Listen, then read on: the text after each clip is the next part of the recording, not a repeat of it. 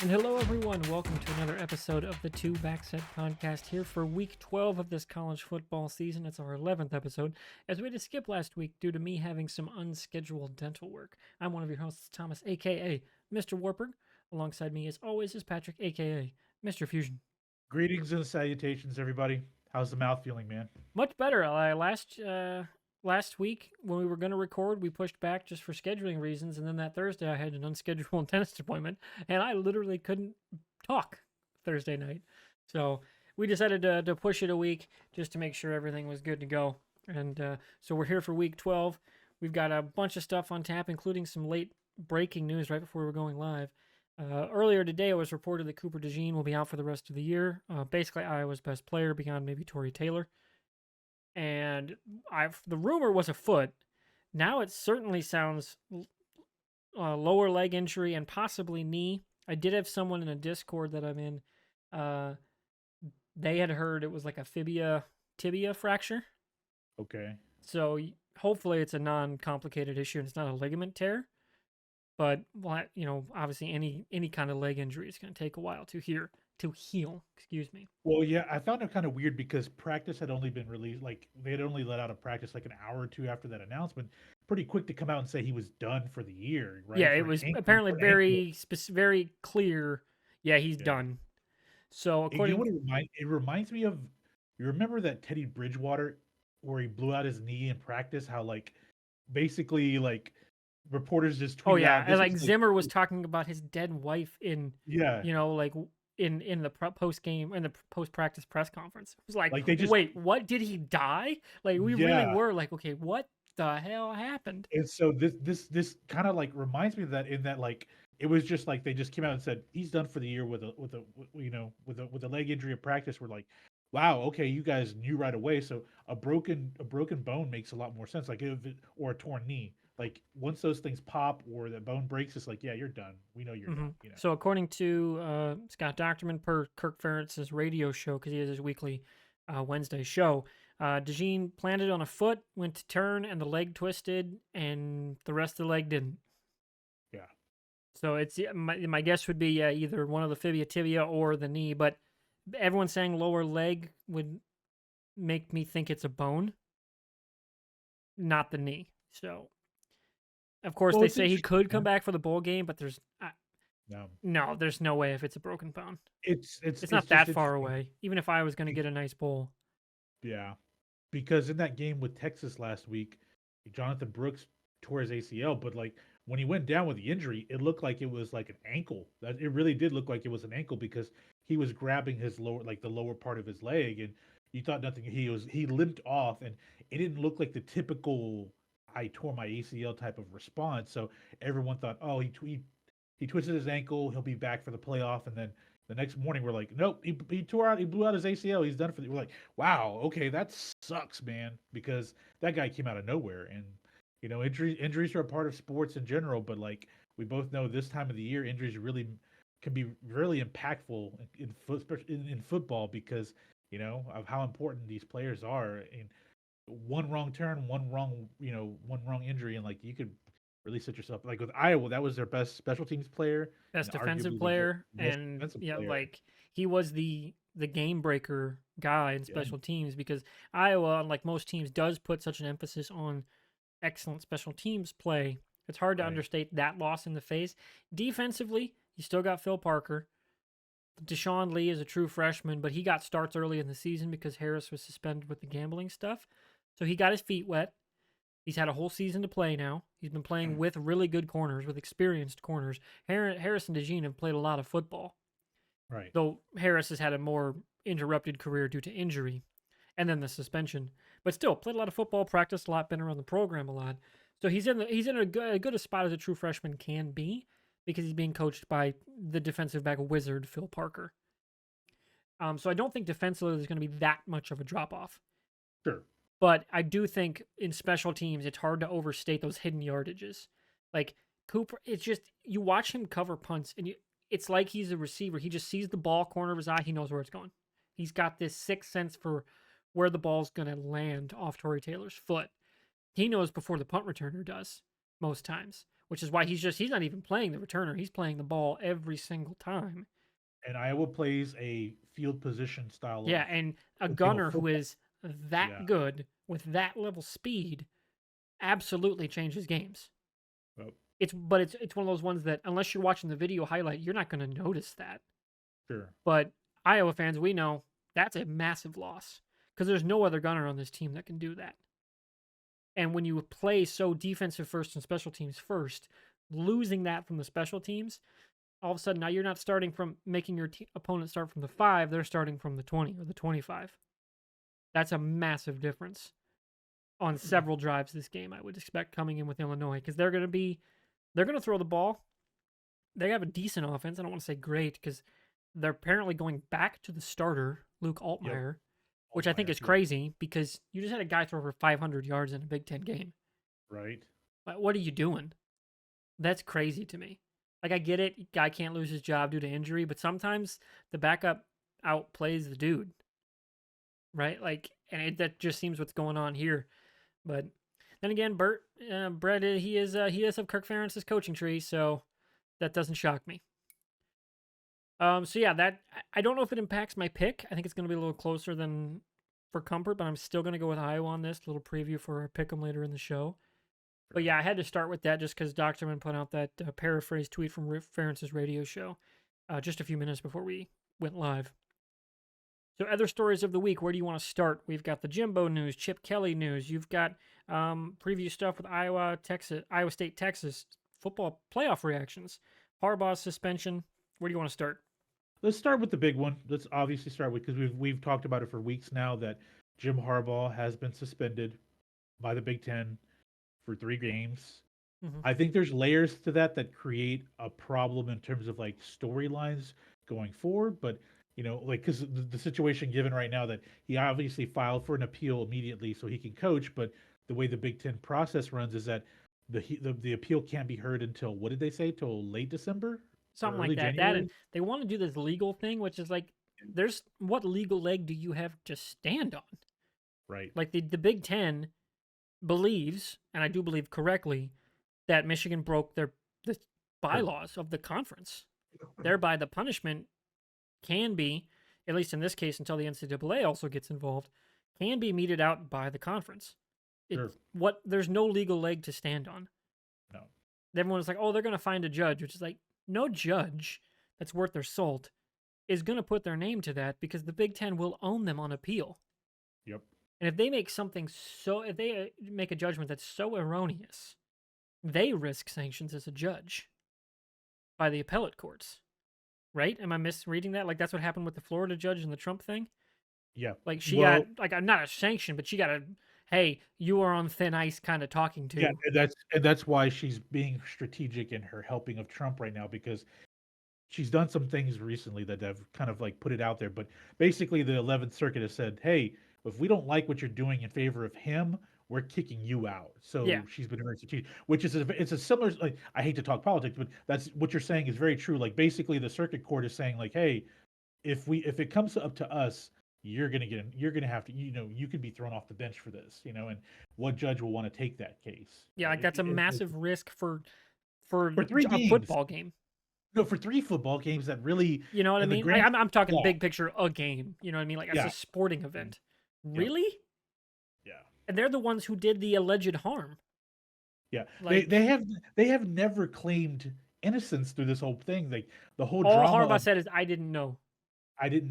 And which could mean, from a bureaucratic standpoint, several different things he's referring to. Like, when he says, I didn't know what took place. Mm-hmm. He could be talking about the traveling. He could be talking about the stealing of the signs, the going dressed as on the sideline of their future opponents. Like, there's so many layers that he could be kind of claiming that particularly too, looking at that way he can kind of absolve himself overall in terms of like the court of public opinion. But the way Michigan's going right now is a bad look. They're painting themselves to be the victims, that they're the scrappy dog that's going to have. Yeah, they're America's team, which is like, America's team. Dude, you're the heel. Adversity. We should hate Georgia. Georgia's a 2-time champion. They're going for 3. We should hate them.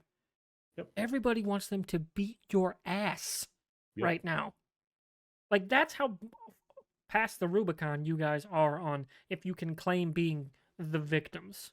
I'll have to bring it up because obviously, based on fandom, I'm very directly impacted by my choice of fandom here. With the whole Astros thing, when that whole thing went down, the Astros, the players themselves, at the very beginning, they were like, "We're going to cooperate. We're going to answer these questions." Manfred basically offered all of the players immunity to shut the fuck up, right? Not talk about this anymore in terms of like what took place, how it took place. In return, you don't talk about what you know about the rest of Major League Baseball. Let's be real. That's why they got immunity. But somebody had to get in trouble, right? So Jim Green fires AJ Hinch, Jeff Luno, the GM. Like there had to be heads that had to roll because of what took place. With that said, they never painted themselves as victims through that process. They were like, "Hey, man, all right, we Yeah, they fucked were up. like, We're bring gonna on the, and then in the aftermath, they said, bring on the haters. bring on it." But yeah, because that's just everybody likes to That's create a that's the villain in the only story. option for them. Yeah, and to embrace that was good for them. But what I mean by that is that what Michigan is doing here is that they're not as a group, the University of Michigan and players, they're none of them are saying this was a screw up. We're learning from it. We're going to be better. None of that stuff. They've immediately turned to we're the victims card and sympathize with us because we're the Rocky Balboa of the college football world. We're the scrappy up and we're gonna fight you into with everyone that's our that are against us. And it's like, dude, like you said, Georgia and Alabama were the bad guys going into the season. Now everybody is cheering both of them on to kick you out of the college football playoff because of how you responded to this. I think it's a bad. And then the assistant coach, I forget his name, Sherman the Moore. coach last week. Yeah, and was it Herman Moore? Is that the Sherman, I receiver? think, is his Sherman, first name. Sherman Moore. You're right, Sherman Moore. Rise and says, "We It's like love he you, Coach died. Harbaugh." Like, I'm Right? sorry, Harbaugh's fine. Yeah. He's not going to jail. No crimes were No, broken. Nobody's in prison. he's sitting at the W Hotel eating shrimp and steak, watching the game. With With his milk, by the way. with milk, with his feet up, probably watching the game on one screen and Judge Judy on the other because obviously he's a huge Judge Judy fan, right? All that shit coming out is I It's find very funny. hilarious. But like it's like to make themselves this whole victim of this whole process when for the last 4 or 5 years now they've been doing this and What's telling yeah, me is how apoplectic all the other coaches were. Like, apparently behind closed doors. right. Like, apparently they went off in that Big Ten coaches and ADs meeting. Yep. Like, that tells me Michigan can't play the everybody else is doing it card No. because they're certainly not doing it that way. Like, that tells me they crossed their own like colleagues Sure. in mass. Like, it wasn't like somebody else was also doing it. They want to point to this everybody's sharing stuff with Purdue. That's not the same thing, right? Like, I played high school baseball. A few teams like would play Newman. They were basically the like top team in our region. The coaches, we shared books. We shared, like, we got North Iowa's book on, like, hey, this is how the hitters hit. This is where you should shift your alignment per each batter. We got all that. But like, nobody was out there like recording shit. You know what I mean? Yeah. Like, it's coach sharing of information between team to team is one thing. Like, straight up going to and like to decode and record everything down the line, that's so far over the line that I think they know they can't say everyone else is doing it because that's not been their defense. Their defense has been to pick at these little tiny things instead of the carte blanche. Everybody's doing it, But they're not which is pretty telling. but Thomas, they're not even like trying to defend themselves. No, They're really, just their trying fans are the people around the the, program are. the people around the program, but not the people involved in the process Yeah, on staff and on the team. None of them are playing the defensive game for that. They're playing the victim card immediately. Like, you guys, we're the victim. and We're it's the clear ones the that are. coaches are doing it, which is like, I'm sorry, in 10 years, 15 years, these guys are going to be done with the program and look back and go, whoa, that's what happened? We were See, on that team? I got here, a problem with that. here's the thing that gets me though is that 30 minutes before Michigan was told by the Big Ten released a statement. Like they basically and the day before, Michigan said, if you penalize us, we are going to leave the Big Ten. Well, they didn't say So that the in point of fact. They no, didn't fully say we're going to leave the no, conference. there were media people that were part Yeah. of those calls Oh, for that sure. said that Michigan made quote unquote made serious threats to leaving the Big Ten if there were going to be penalties that were going to be instated, right? Well, I think that was a Big Ten power move to kind of be like calling their bluff, basically like, hey, half an hour before you're being told like You know through what would like be written amazing? notice that we're going to tell the public that you're getting suspended for 3 games, Yeah. right? That's very ballsy by the Big Ten because I think at this point they look at their slate of teams that are coming in and what they have now, and they're like, And there's another whale waiting in the wings. "Yep, A who do you whale that think? that Michigan kept Notre out. Dame? Yeah, Notre yeah, Dame. yep, You want to tell me Big Ten would be like, hey, hit the road, Michigan. Notre Dame. You want in? Cool, let's go. Like, that is certainly not an impossibility. I don't think right, likely. I don't think Michigan's going to really leave. I don't think no, the president would be okay with that. The president of no, no." Michigan. That's too much money. Unless you have a guaranteed spot in the SEC, they're going to lose too much money. Which it wouldn't be the SEC, it probably would be the You ACC, know, which or they'd doesn't have to go independent or independent. ACC. Yeah, Like those are the only two options, and either way, it's a yeah, step down financially, and yep, you'd have to pay you're leaving.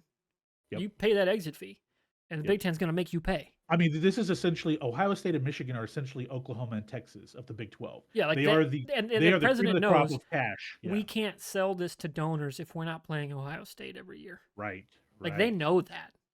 Coaches have lost their jobs based off of that game, both sides. Yeah, like that is So, too baked into the fabric of both programs. yeah, Much like Red River to Texas actually OU, split yeah, them up. right. It's not gonna happen. It's why Iowa kind of lost their shit back in the Legends and Leaders when the Big Ten's like, yeah, you don't get to play Wisconsin every year. And everyone was like, what the fuck are we even doing here? Like it was dumb. And this would be so crazy if Michigan actually left. It would maybe be the biggest story of the 21st century in terms of college football because of the Probably. escalation of it. Like Well, starting yeah, from this because thing of with Stallions and then all the leaks and all the info and then the infighting with the coaches in the conference and Harbaugh, and the Harbaugh of it all, and then you keep escalating and then they actually did leave. Oh yeah, I think that's the biggest story of screw regular realignment talk. This is the story. my thought on this would be, I think Michigan is really doing themselves a disservice by doing everything they can to protect Jim Harbaugh, but at the same time, given their previous slate of coaches since Lloyd Carr left, I understand, right? I understand why, because Rich Rodriguez, come on, like this, like we're talking about, they've had some horrible coaches there, that won't let me coaches that didn't perform to what Michigan was really expecting, and they weren't beating Ohio State regularly. I can understand why Michigan's a little apprehensive because it's Harbaugh and he's the legacy and all these so many layers to that. But at the same time, I look at it, I'm like, man, Michigan's really gonna hurt themselves by just hitching their wagon to Harbaugh. 100%, man. I I mean, agree. they're nationally right Especially now. because the NCAA, strong likelihood they give him a show cause. I mean, I could see that happening, man. I mean, it makes sense. And the thing is that That's about the only like, thing they can do because you can't go to the yeah, players. You can't do scholarship no, reductions. That hurts the team. That's just the players. right, They had nothing to do with this. sure, And the NCAA knows, okay, we can't do that. I think they've realized they got to get away from that as a punishment yeah, because yeah. it's a bad look. After Penn State, with the Sandusky stuff, yeah, I Yeah, think they they realized, learned yeah, that. we can't go after scholarships because Right, these guys have nothing to do with it. You got to go right, after the coaches, and you can say you're not a sanctioned NCAA coach anymore for X number of right, years. right. That's the most likely outcome. So we'll have to see what happens going forward, especially and before we get to the NCAA part, we got to see what goes on with Harbaugh and the Big Ten continuing this season and into the postseason. So it's definitely I something to mean, keep an eye on. And speaking yeah, of postseason, yep. do you want to transition right into the CFP reactions? Let's do this, man. Let's Okay. do this. Back to the react screen. So this week, CFP rankings came out last night. A couple of shockers. Not much at the top. A lot of status quo minor shuffling here and there based on game results, as well as setting up for interesting storylines down the road, which I don't fault the CFP for really doing. It is a television product. And clearly they're doing that kind of like ordinal, like we're going through, here's the 1 losses, here's the 2 losses, here's the 3 losses, and then changing things up based on individual exceptions or wins and bad losses and stuff like that. So looking at this, Georgia 1, Ohio State 2, Michigan 3, Florida State, Washington, Oregon, Texas, Alabama, Missouri, and Louisville in the top 10. Or Louisville. I say it right. Louisville. Mizzou and Louisville in the top 10. Who'd have thunk, right? And waiting in the wings is Oregon State, man. Yep. That's a very fun-looking ranking right there. Mm-hmm. If there were 12 teams going into this playoffs, and we talked about this in Discord this week, this would have been a really This would be a great top 12. This would be damn fun. Fun as hell to watch in the playoffs. Yeah. Because I don't think Penn State would have a shot against Georgia, but everybody else, those would be great games. Other than maybe it would be what, Louisville, Michigan. Yeah. Other than those two, everything else is a rock fight and a whale of a game. Right. That'd be an amazing playoff, at least in terms of rankings as they stand. So, other things that stand out, like Louisville in the top 10, like, what? Like, I kind of get it based on the wins, but also kind of don't, because clearly Notre Dame's not what we thought they were. Nope. And they can still run the table. Cool. Top 10, get it. That's fine. But it's just, and they're a 1-loss team. Like, you can't put them, like, below Iowa, right? Like, that's not, at this point, we're kind of splitting hairs, but it doesn't sound right as that Louisville's a top 10 team. Their biggest win was against Duke, right? I mean, that's just really that you have to think about. I think they're being a little too, I think they're giving them a little too much love, which, hey, I still think that they're a fun team because they can go in and cause problems. They're also on to pick them this week. Yep, they are. But yeah, like I really like overall the numbers. Like Missouri moving up. Hey, they went out there and they beat the snot out of Tennessee last week. Yeah, they're a good team. Very good team. I really like. I'm okay with it. I think the big one would be Mizzou jumping up 5 spots, Ole Miss dropping 4, Tennessee taking that loss. Way at the bottom there at 17, right below Iowa, is Arizona, a team that I had we didn't see that one coming, man. But no, just the thought we had postulated like ideas of upsets that could happen the next couple weeks going into the Pac-12, and how if this were a 12 team, like Arizona could find themselves in the playoff all of a sudden if they're legitimately hot right now. Like, there's just so many ideas that can happen starting next year that are going, and they're going to run out of money. Right? That scandal is so crazy. Gosh. How much they was it? lost $240 million based on a bad financial projection, like a bad model. See, like, here's the thing about what? Who in the business office screwed that up, right? Like, that you're not talking about numbers getting transposed. You're talking about $250 million in misprojections. That's just shocking. Oh, man. That state level auditor going through everything with a fine tooth comb. They're going to be so excited to get into the Big 12 next year and get their whatever they get, $10 million. They're going to take a big loan out on this 250 and take the Big 12 earnings and just put it into that loan payment. That's what's going to happen with Arizona, man. They need to have a really good basketball season. Let's put it like that. Yeah, they need that NCAA payout. Right. So yeah, other shockers. Unranked Iowa is at number 16. I mean, I get it. They're a 2-loss team. Don't get me wrong. 16? With no offense? That's crazy. If you had told me they were 20, cool. Because they were 22 last week. And they won in a shutout, convincing win over Rutgers. Move up 2 slots? That would be fine.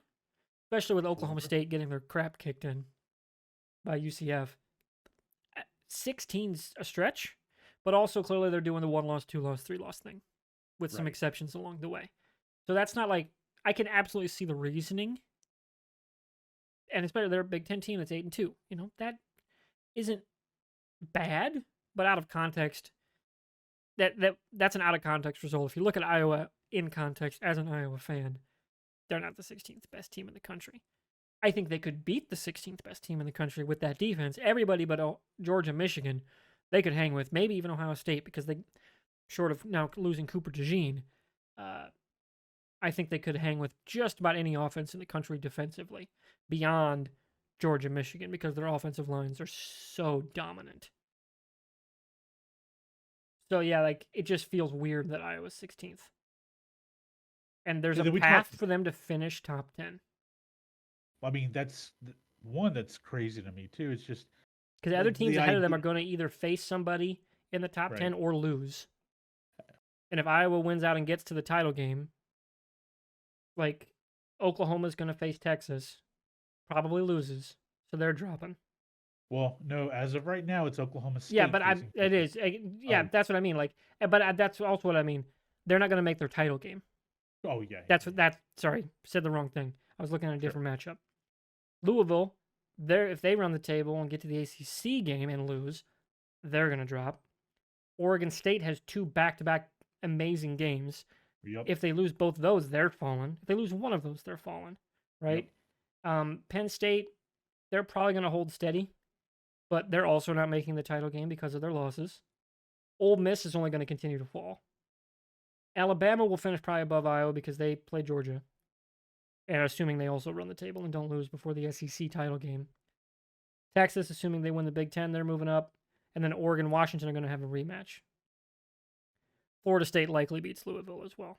So, yeah, there's a path for Iowa to somehow finish top 10 in the college football rankings. That's wild to me. Especially because we don't have an offense, or didn't until last week at least. Who knows if that's sustainable?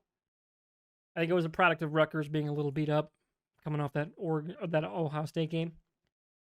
But they certainly looked efficient, and that's all they Would really need with that D. if you're Brian Ferentz, would you just completely open up the playbook the Apparently, he last wasn't week? wearing any Hawkeye gear too. That was another note I had. I did not know Apparently, he was this. going all black revenge tour. I'm like, oh shit! All If right, if Johnny Iowa Cash. gets that level of just fuck you mode from Brian, and it's not the turtle mode, I'm not even gonna try fuck you mode.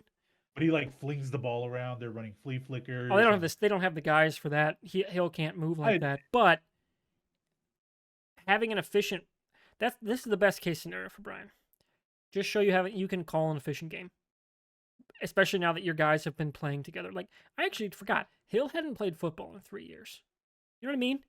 Like he had not played in a long time because of I believe he took a redshirt year, then COVID, and he was a backup last year. So at least it was at least 2 years he hasn't played. That's a lot of rust, even if you've been practicing. That's a lot of rust because you're playing defenses live. You're not playing with your team. You're playing against somebody. If he's able to kind of turn that corner and become a D1 QB, not even a good one, just a D1 QB.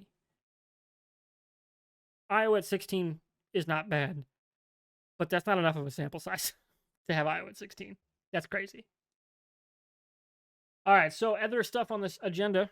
One of the games coming up involves your Texas Longhorns, involving another team from the state of Iowa, which we'll get to in a moment. Do you want to talk coaching carousel? do that because this has a really big impact on what's going to take place next year. With So, moving. obviously, the big one, Yep. Jimbo Fisher wins, is right up there with Kirk Cousins for the greatest contract negotiations of all time. Right. No offset $76 million buyout. Are you kidding me? I'll be honest with you. I think they're 2A and 2B because one goes to Deshaun Watson. Let's be real.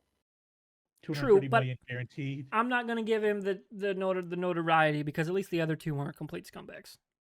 Correct. So Right. yeah, that's why I go with that. That and Kirk did it first. You know, he had the first fully guaranteed quarterback deal. You know, like that completely restructured how the NFL does business at the quarterback position. And then Jimbo, hey, yeah, I won a national title, but give her that offset in the clause. Like, and they went for it. Like, you got to imagine the eyeballs on that agent's eyes when that happened. Like, what? That's absolutely bonkers to me. $76 million to no longer be coaching. Both coaches get fired. There's more. Well, there's more to it than that. They have to pay out $150 million because of his coaching staff. Yeah, it's not just him. It's not just him. Like the number will be by the time this contract will have ended, they will have to pay both Jimbo Fisher 76 million and then an additional 75 to his staff. So a lot of these coaches that are going to be shown the door, if they are shown, more than likely will be, are going to get paid too. You know, they're going to go. They're going to Yeah, because their contracts are done. Yep, and so they're going to get paid.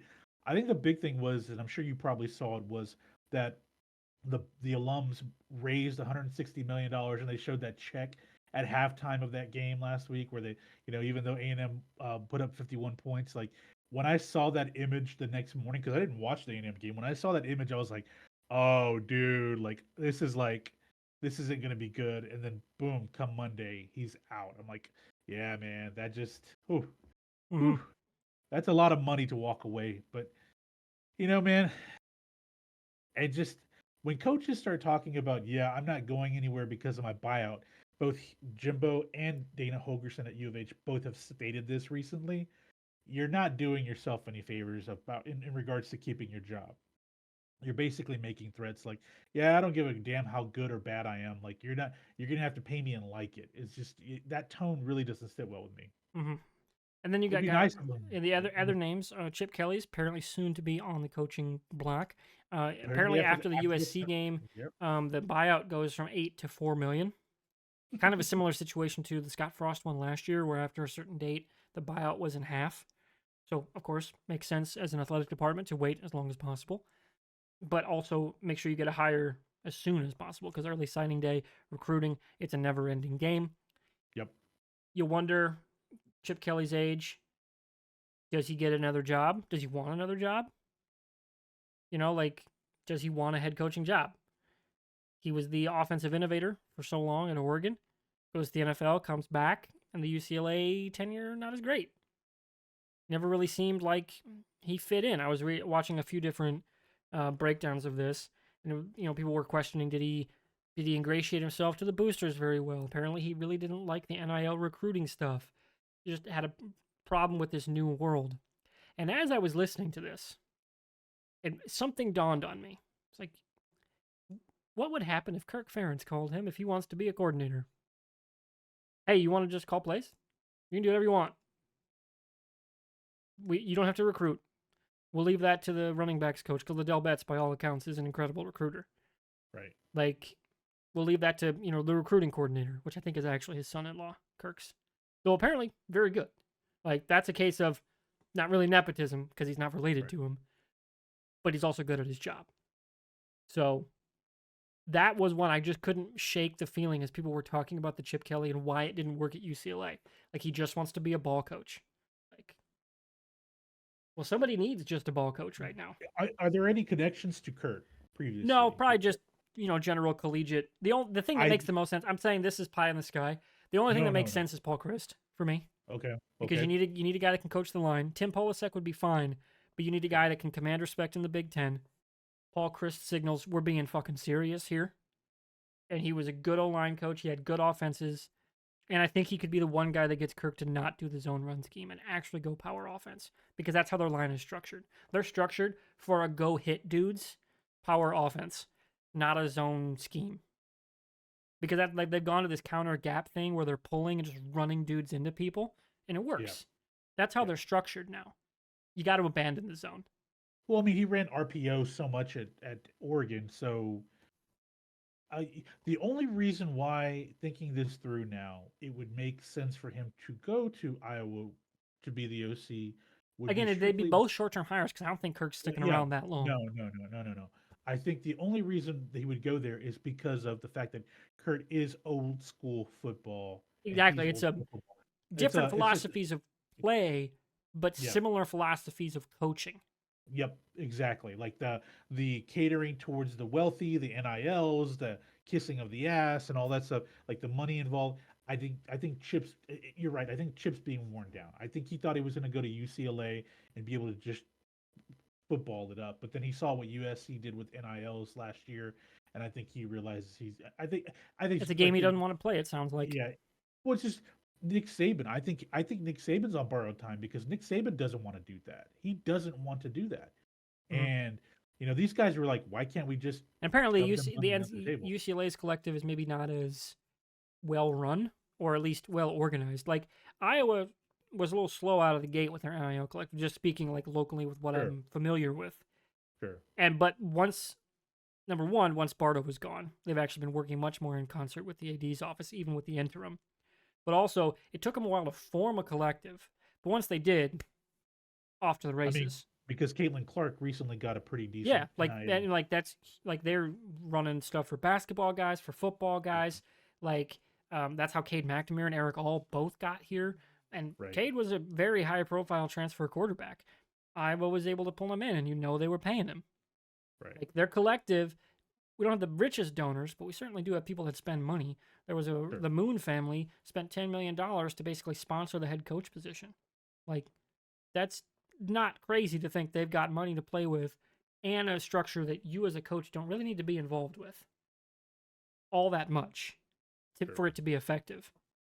I think some of the older guard head coaches, if they want to just go back to being offensive dudes, and both Christ and Kelly come to mind, that's not a bad option at Iowa for just 3 or 4 years, probably till Kirk's done. And then if you got that head coaching bug, clearly Iowa's going to have an opening. Or you could go get another Power 5 job if you kind of get re-energized into the job. Right. Certainly something to consider, though. I think my money's currently right now on Christ, Polasek, and then the field. Who knows? And I think because Chip isn't the most personable guy in the world when you hear about him talking with the media Yeah, and he's a little so terse, forth. but not like Yeah, rude terse, but no. just brief. What I think is I think that makes more sense for him to go somewhere, kind of lay low for a little bit, and then jump on another opportunity after, like you said, a few years of how the NIL dust will settle. Yeah, Like because it's going to change a lot. we're still figuring things out, and and like we talked about before we even started doing this podcast, just on the side, that I really think the NCAA is going to put in some type of structure in place for NILs, because just of the madness the last 2 years with USC, all the transfers that have been happening because of strictly money.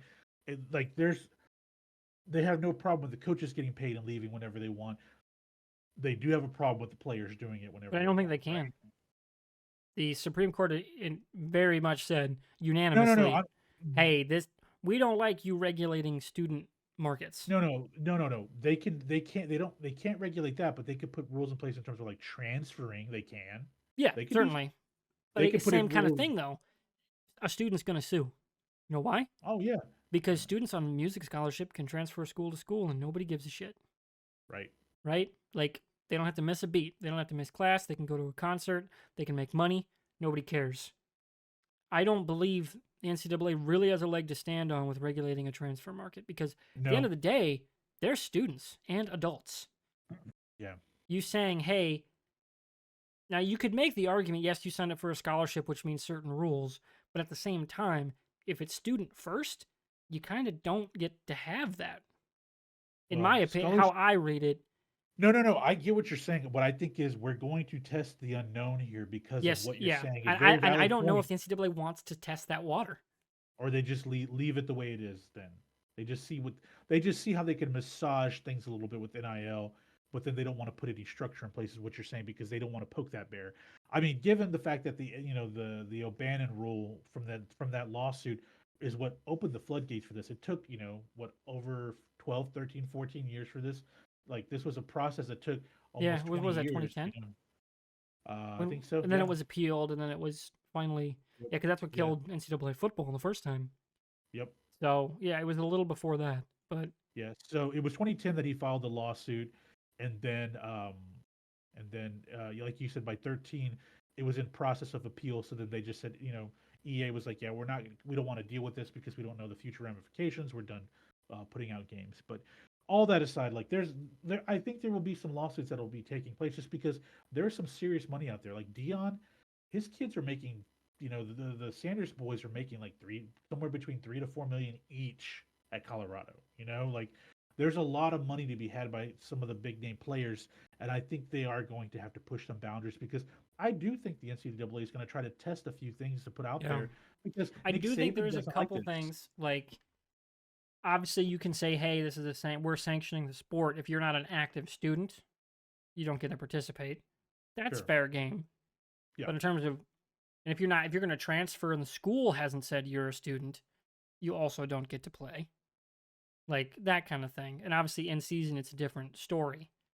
But I just don't see what the NCAA can realistically do to put guardrails up without Maybe running afoul of the courts.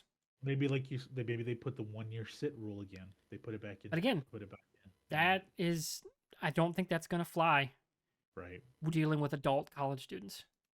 I don't think the It's courts gonna are going be to be cool with that it's gonna be crazy because Nick because Saban. it's directly affecting their economic Well, I'm gonna be mobility. frank with you.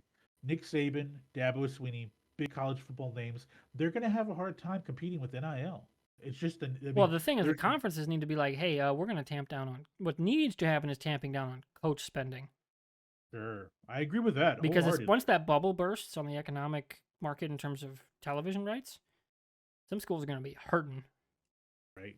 So they I got to mean, tamp that down. Nick That Saban's and then making it's that weird hypocriticalness of it that they're always on the wrong side of the PR because of the sure. hypocriticalness of it. I Like, mean, Nick Saban's making 10 million a yeah, year. it's I like, mean, guys, you're in glass houses. Maybe fix your yeah, own shit. right. Then Like, come for the rest. Then bitch and moan for the rest. take a little bit off of your contract to give back to the players, and we could talk about, we Yeah, could talk then about it's a different conversation. But right. speaking of different Okay. conversations, we should move into our Let's Week 12 let's do pick'em the games. pick'ems. We've got 5 games. So a little brief update on where we're at on our pick'em right now. We've had 55 games so far. We've got 5 more this week. So here are the leaderboard standings. I'm in the lead at 38. You picked against me. You went Rutgers. I went Rutgers, Bad man. decision, man. Iowa shut them out twice at home. Bad decision. Was it 22? Was it 22 22 nothing? nothing. 22 I nothing. saw the third quarter, saw the score in the third quarter. No, it I'm was like, fourth quarter. They got to 22. no, I know, but when I saw like they hadn't scored at that point, Rutgers hadn't scored, and I was You're like, like, ooh, yeah. "Ooh, this is It not was good, 3 man." nothing was enough in that game. And Yeah. yeah. So Fusion's at 37. Gamma, Chris is at 36. Eddie's at 34. Shadow's at 31. And Les is at 27. So the bottom 4 are fighting for a custom wood burning that I'm gonna make. Oh, by the way, I forgot to take us back to the main screen. My bad. So yeah, we're back on the 2-man screen. But that's our leaderboard. They're fighting for a custom wood burning. Here's our games for this week. We have number 10, Louisville. Louisville going to Miami for an 11 a.m. kick on ABC. Number 22, Utah takes on number 17, Arizona. 1:30 kick on the Pac-12 network. Illinois takes on Iowa at Kinnick. I'm going with the no rankings here because Run Your Pool uses the AP. That's a 2:30 on FS1. Washington takes on Oregon State in Corvallis. 6:30 p.m. ABC, national broadcast. And the other national game for the evening is number 7, Texas, going to their House of Horrors in November, Ames, Iowa, to take on Iowa State. Of note in that game, Iowa State has won 4 of the last 5 in Ames against Texas. Right. That's a lot. And those, I think, are all Matt Campbell coached games. Beyond maybe one. No, it would be all 5 because they've played.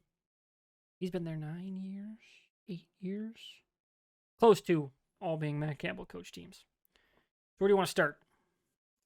Let's do this let's go bottom up. Let's go Louisville, Miami. Sounds good.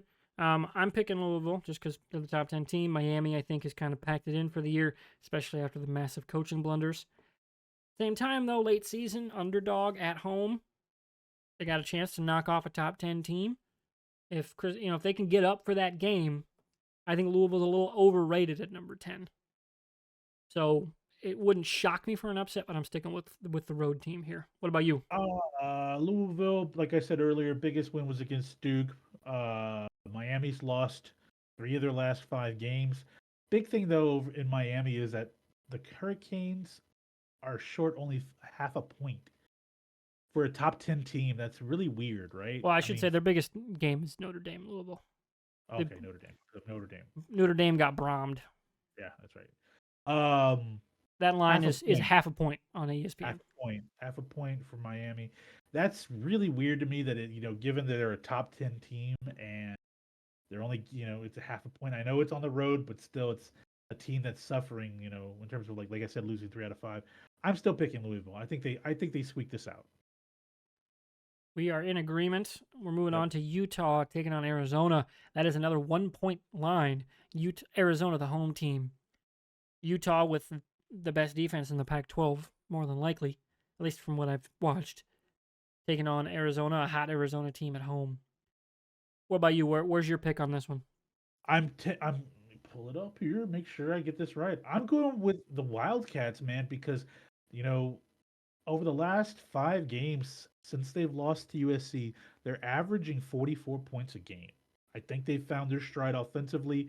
I think they don't have a great defense, but they do just enough uh, to not get blown out and to keep things steady. Like against Oregon State, they were able to just hold them off. Same thing with UCLA. I'm picking the Wildcats, man. I never thought I'd say this, but Utah Utes. I just think, as great as that defense is, I think without a quarterback, without a true number one quarterback, that team really does look different. They really, really do. Yeah, I'm torn on this one. I've been debating whether or not to go Utah or Arizona because I love teams like Utah because, much like Iowa, in November, they're very hard to beat. Like Iowa, we'll get to them in a second. They're 19-1 since 2019 November. That's in November. That's a major record disparity. Don't know what Utah's is, but they got a great coach. And again, I don't know if they're going to be able to keep up, especially coming off that big game against Washington. Right. So I'm gonna go with you. I'm gonna pick Arizona. Now, granted, they faced arguably the best quarterback in college football last Very week. true. Very true. But much like Rutgers coming off that Ohio State game, I think there's going to be a physical hangover. Sure, I agree with that. I really do. It sucks because Utah was one of my dark horse teams. This season. And if they'd had a QB, if Cam Rising, man, how different would this football season look? Man, crazy, frustrating. All right, so moving on, we got Illinois going to Kinnick Stadium, the last home game for the Hawkeyes. Senior day. It's Torrey Taylor's last day. He's announced he's going on to the NFL. 2:30 FS1. I know they just lost Cooper Dejean. Yep. But Illinois, Luke Altmaier is not the quarterback that I'm blanking on the backup's name that just went off against Indiana. I think that game was a little fool's gold because Indiana is not very good. Iowa's defense is, even without Cooper Dejean, very good. And I think they're going to be ready. And I think when Illinois presses, I think Iowa's going to continue their streak of better defensive play and better pressure, which means turnovers. So I'm going to go Iowa. You're thinking of John Paddock, the senior quarterback. Paddock. I knew it was a John. I couldn't remember the last name. Fourth generation Illinois player.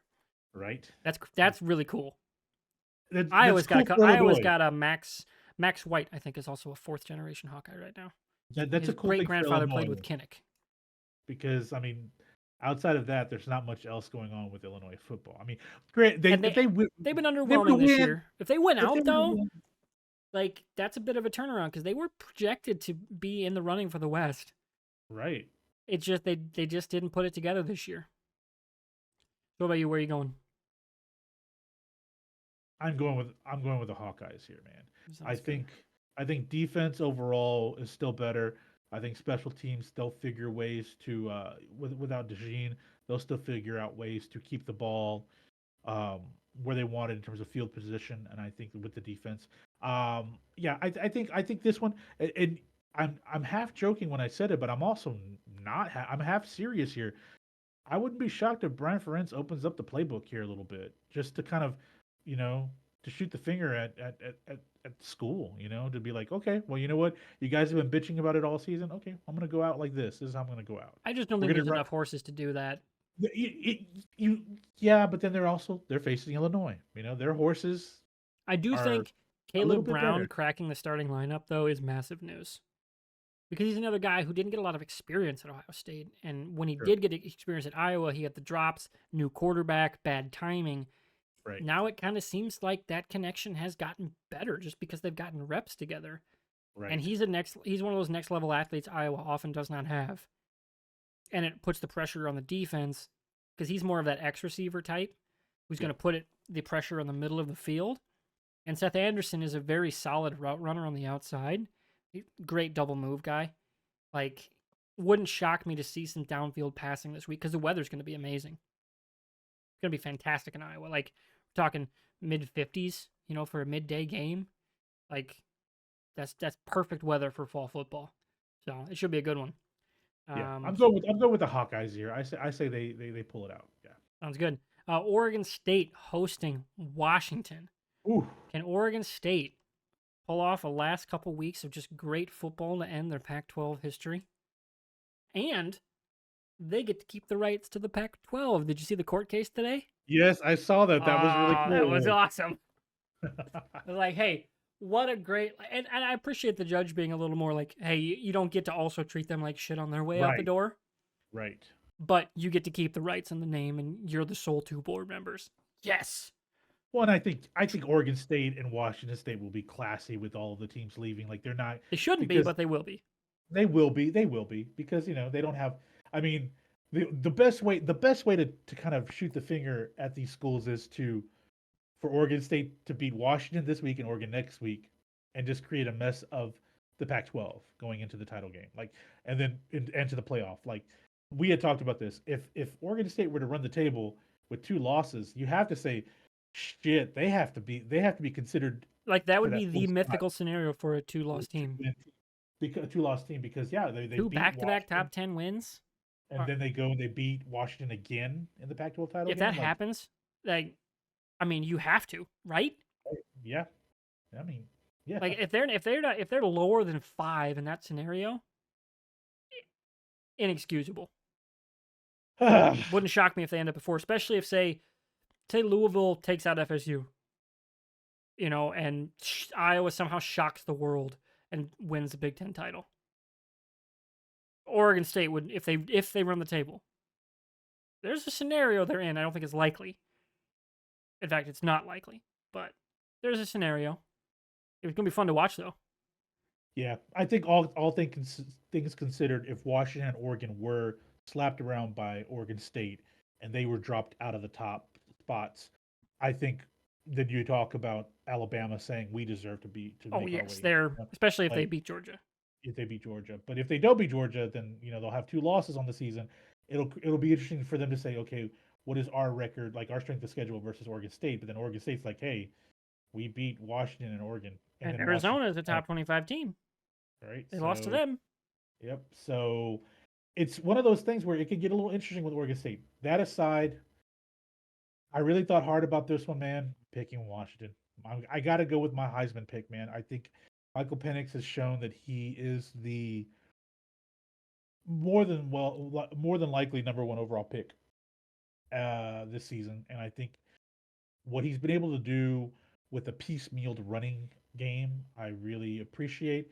The Washington defense is one of those bend but don't break squads, and they've been able to hold on just enough this season in key moments, which has been fun to watch for me as I'm not a fan, alumnus or a fan, but I'm picking Washington, man. I am. It sucks to say that because like we said, Oregon State, if they were to win and create madness the next couple weeks, that would be hella fun. But I'm going conservative here. I'm picking the Huskies. Fair enough. I'm gonna stick with the home team. I'm gonna pull the trigger and give you the I like opening that. to get back in it. Hang on, let me go back. It's a 2.5. They're 2.5 point favorites. Yep, I agree. So I'm gonna stick with the home team. And then of course we round out the game where this one I think will be unanimous, but it should be an interesting one.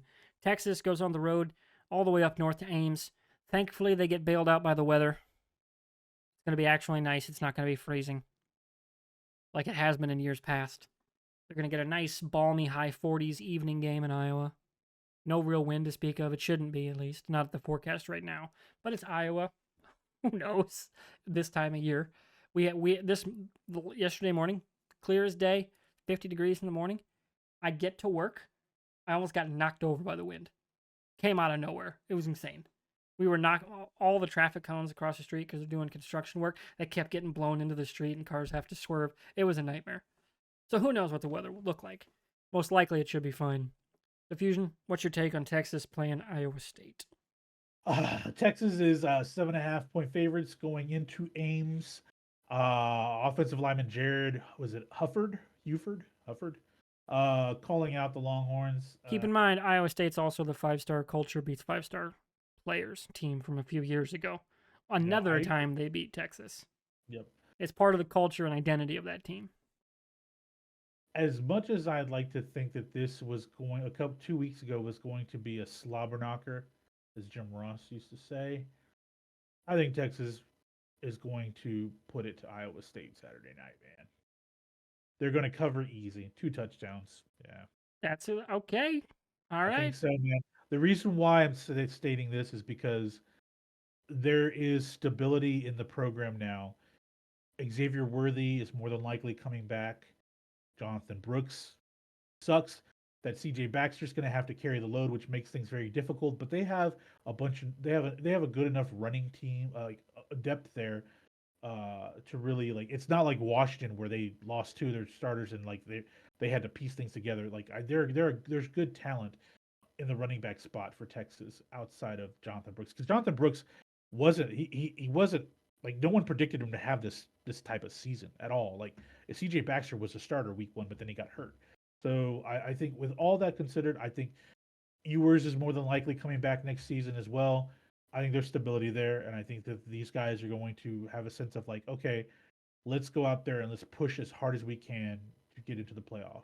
And it starts this Saturday in Ames. I think that they're going to go out there looking to roll on Iowa State to really get themselves positioned for that Big 12 title game to get back into to get into the playoff. Okay. My other question is, why didn't that happen at TCU? We have this issue that we've had a couple times now where I will say they did control the game for no, three no, no, no. quarters. Yeah, this happened against K-State and it happened against U of H. I'm going to be quite honest with you. It's something you have to talk about. And Iowa State's better than those teams. So Texas is really good. Like their defense is very, very talented, right, from top to bottom. And there are instances like they have the ability to fluctuate between man defense, their secondary between man and press coverage, and they go back and forth through different parts of the game. But what I've noticed is what I noticed in those games where the like TCU, Houston, and Kansas State, where those teams came back was they went strictly to a zone full time the second half, like to start the second half into the third quarter, into the fourth quarter. And it's not until late in the fourth quarter where they go back to swapping out into press coverage, like rolling back and forth. And I'm wondering, and the play calling by Sark, it gets very conservative coming out of halftime, which is very weird to me because for a guy that creates a bunch of dynamic plays, like why are you going conservative and having some really bad play calling in the third quarter usually is when we see that, and that's when the other team, the opponent, starts coming back. I think they're going to have a different approach this week. They're going to test some things out here. They're going to come out with their foot on the gas and come back out at halftime saying, we're not going to go conservative. We cannot do that anymore. I think there's a lot to be learned from TCU last week because that scared them. That really, really did, because they were tempting fate against U of H. And, we have that whole fourth down measurement thing there. Kansas State, okay, Kansas State's a good team. They're not a bad team. TCU's really struggled this season, and for them to like let them back into the game the way they did with poor play calling by Sark on offense, and the defense kind of going into this weird like complete zone coverage, I think Texas is going to have an about face this week. I say that with a lot of hope, man, because if it looks like it's the same typical like it's looked these past few weeks, if that shit happens again against Iowa State where they come out, take a lead, come back out at halftime, and they shit the bed again, it's going to be hard for me to push for Texas to get in the playoff. I'm going to be real with you, man. Like, as much as I support the Longhorns, that style of coaching and that style of approach, the methodology isn't going to work against Georgia. It's not going to work against Michigan or Ohio State. Like, any of those teams, like, you give them that opening, they're going to feast. The thing is they're playing lesser talented squads right now, and they've been able to kind of hang on and hang around. That's not going to happen in the playoff if they do that. No, I agree. So I completely agree. Texas is my pick. Okay. I would note that Nate Shieldhouse, Iowa's offensive coordinator, this is his first time doing it. That dude's real good. Like, they have changed their entire offensive philosophy in season. That's hard to do with young players. And they've been doing it with increasing effectiveness. With a freshman quarterback. No, he's a sophomore, I think. Is he a but sophomore? He hadn't played before. Okay. He hadn't played at Iowa State because Rocco Becht is a freshman. No, sorry, I'm thinking of Cole, different guy. He was backing up Deckers last year. Rocco Becht is a freshman. Freshman QB. They got freshmen all over the lineup, both sides. Right. They're getting better. I don't think they're good enough, don't get me wrong. But crazy things have happened in Ames. It's not quite Kinnick voodoo, right? It's not quite Kinnick at night voodoo. But crazy shit happens in Ames. I'm not picking them, though. I'm going Texas as well. So our only difference game this week is Oregon State, Washington. Circle that one, because if I'm right, I take a 2-game lead. And if you're right, as much as I'll be taking a hit there, I still will be happy because Oregon State will be causing chaos, Exactly. and I'm all for Win-win. like I don't like. Hey, I like to win these challenges. These are great, but I'm not getting the wood burning. Like hey, whoever's below us, if they can catch up, like let them fight it out for the wood burnings, man. Let them fight it out. But if this happens and I go 5-0, awesome. If I'm 4-1 and it's Oregon State winning, I'm cool with that, man. Because that final week against Oregon, shit's gonna go bonkers, man. Yeah, it's going to be a real fun week. Rivalry week is going to be very intense. Right. All right, so we're going to get out of here. It's been just about an hour recording-wise. We'll be back for week 13 for Rivalry Week. We might record a little early because Thanksgiving is right around the corner. Right. And we'll let you know. Stay tuned on Twitter and social medias. Hit that like, hit that subscribe. We'll see you next time. Peace.